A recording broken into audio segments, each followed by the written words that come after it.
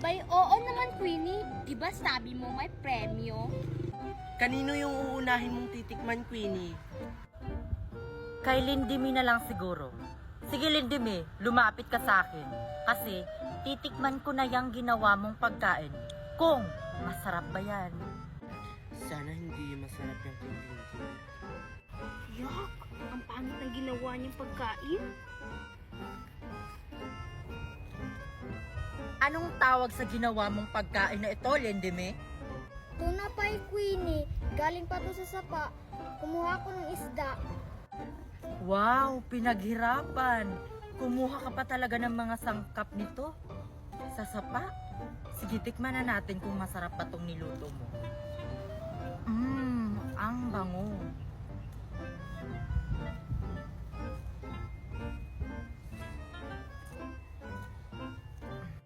Masarap kaya yung niluto ni Lindy? Bakit parang nasarapan si Queenie sa luto ni Lindimi?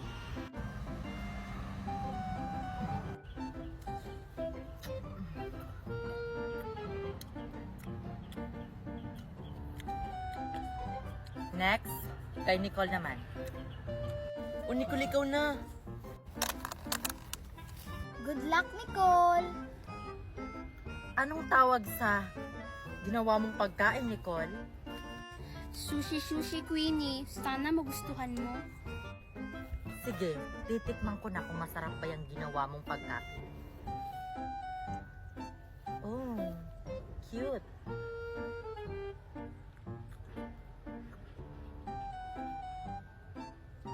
Bakit parang walang reaksyon si Queenie sa pagkain ni Nicole? Siguro yan masarap. Sana nasarapan si Queenie. Sino kaya yung mananalo sa amin? Ang nanalo sa cooking competition na ito, walang iba, kundi si Lindimi! Ha? Paano nangyari yun?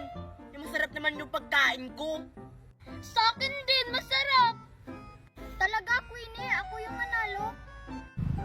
Oo, dahil masarap ang ginawa mong pagkain, nasarapan ako. Kaya gusto ko yung pagkain mo. Kunin mo na ang premyo mong 1,000 pesos. Congratulations! Sana all. Ang galing naman magluto ni Lindimi. Bye, guys! Yes, ako yung nanalo. Uwi na nga ako. Ako rin. Sa susunod kasi, sarapan nyo yung luto nyo. Gayahin nyo si Lindimi, kaya siya nanalo. Okay, bye! This competition is done. Please, I am Queenie Jocelyn. Please subscribe to my YouTube channel. Bye! Asan kaya si Tera? Bakit hindi siya lumalabas ng bahay nila?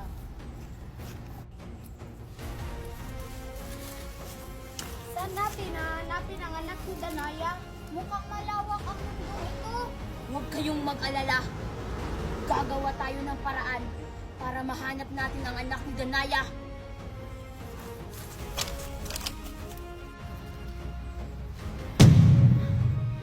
Nararamdaman ko, nandito sa mundong ito ang aking brilyante.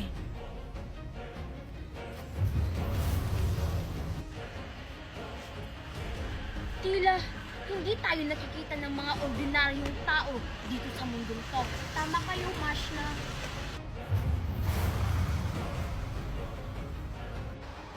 Anong ginagawa ng mga mini-abe sa mundong ito? Baka ang aking hadiah ang kanilang pakay. Dahil sa brilyanting to, hindi tayo nakikita ng mga ordinaryong tao. Sana magtagumpay tayo. Sana makita natin ang anak ni Danaya. Sinasabi ko na nga ba? Nasawar kang yan ang aking brilyante? Alam ko na kung bakit sila nandito. Ang aking hadiah ang pakay nila. Kailangan kong mahanap ang aking hadiah sa lalong madaling panahon. Dahil ang aking hadiah ang pakay nila kung bakit sila nandito. Halina kayo. Kailan pa kaya matatapos ang kasamaan ni Gov. Dapat hindi nila malaman na ako si Sangre. Anong nangyari sa akin? Bakit hindi ako makagalaw? Parang merong sumasakal sa akin. Tama yan, Mashna. Yan yung tanging paraan para lumabas ang anak ni Danaya. Hindi ako makagalaw! Tulong, Sangre! Hoy!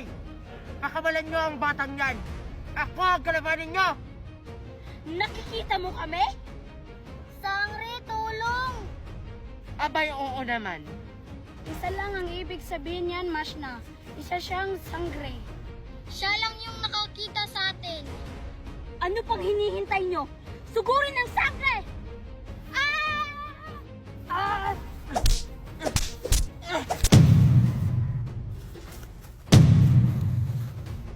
Mga walang silbi!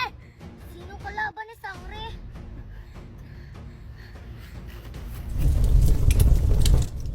Ano yung nasa kamay niya?